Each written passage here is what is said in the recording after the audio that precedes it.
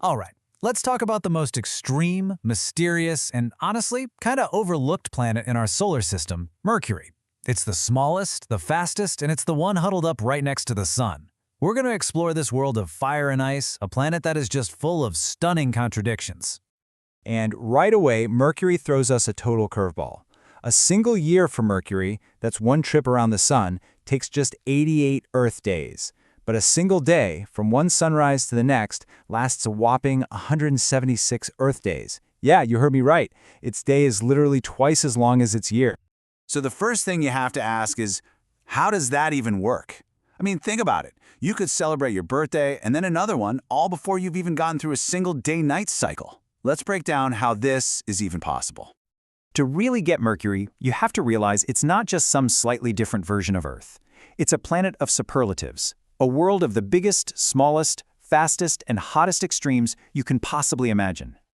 So first, let's cover the basics. Mercury is the smallest planet in our solar system, with a diameter that's only about 38% of Earth's. But what it lacks in size, it totally makes up for in speed. This thing is zipping around the sun faster than any other planet out there. All right, it's time to solve that bizarre timing puzzle. The whole secret really just comes down to understanding that there are two different ways to measure a day. See, there's a sidereal day, which is just one full spin on its axis. For Mercury, that takes 59 Earth days. But then there's the solar day, which is what we think of as sunrise to sunrise. Because Mercury is moving so fast in its orbit, while it's also spinning so slowly, it has to turn just a little bit extra to get the sun back to the same spot in the sky. And that little bit of extra rotation stretches the solar day all the way out to that mind-boggling 176-day mark. Now, an incredibly long day like that, with the sun just baking one side for months and months, has some pretty dramatic effects. But what happens when there's, well, nothing to hold on to that heat? Mercury has something called an exosphere, but look, it's so incredibly thin that it's basically a vacuum.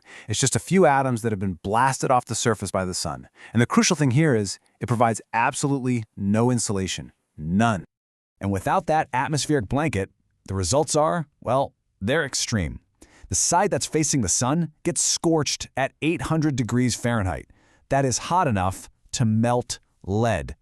But on the night side, with nothing to hold in the heat, the temperature just plummets to a staggering minus 330 degrees.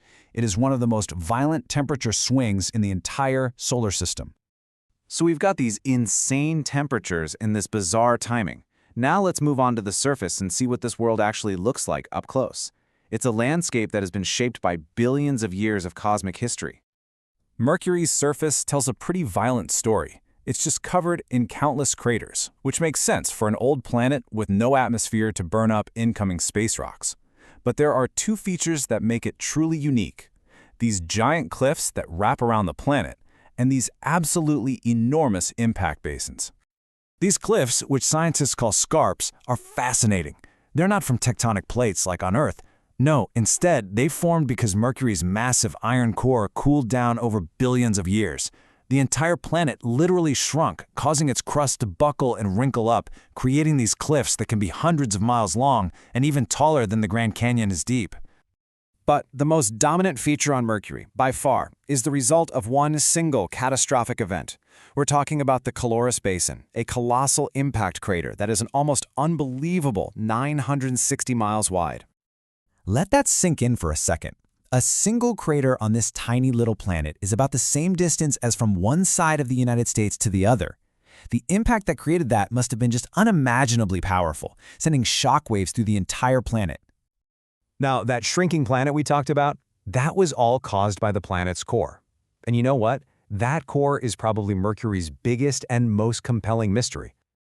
This brings up a really important question. Why is Mercury so incredibly dense for its size? What's going on in there that makes it such an outlier compared to the other rocky planets? Well, the leading theory is, you guessed it, another story of cosmic violence. The idea is that early in its history, maybe 4.5 billion years ago, a massive object slammed into a proto-Mercury and just blasted away most of its original rocky mantle and crust, sending it flying out into space. And what was left behind is the planet we see today. You can see the result here. Mercury's metallic iron core makes up a staggering 85% of the planet's entire volume. It's essentially a giant ball of metal with just a thin rocky coating, and that's why it's one of the densest planets in the whole solar system. And this giant, partially molten core produces something truly unexpected.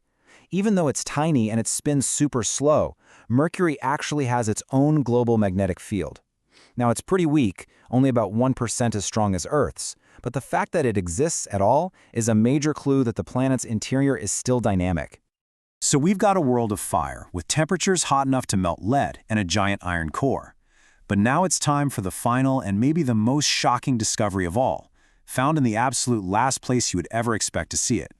That's right, water ice, on the planet that's closest to the Sun. I know, it sounds impossible, but spacecraft have confirmed it's there. The ice is hiding out in deep craters right at the planet's poles, where the crater floors are in permanent shadow. They've never once seen a single ray of sunlight, making them some of the coldest places in the entire solar system. So let's just recap this world of contradictions. We've got a day that's twice as long as its year, giant cliffs that formed as the planet literally shrunk, and impossibly, water ice hiding at its poles. It's just amazing to think that we know all this thanks to only 2 robotic visitors, Mariner 10 and Messenger. So why does all this matter? Well, it matters because Mercury is our solar system's best laboratory for studying planetary extremes. By understanding how this tiny, dense world formed and managed to survive so close to a star, we learn so much more about the kinds of planets that might exist in other solar systems all across the galaxy. In the end, Mercury proves it's so much more than just a hot rock. It's a dynamic, surprising world that challenges our expectations at every single turn. And it leaves us with one last, really tantalizing question. If a world this extreme can hide ice in its shadows, what other incredible secrets are still waiting to be discovered right here in our own cosmic backyard?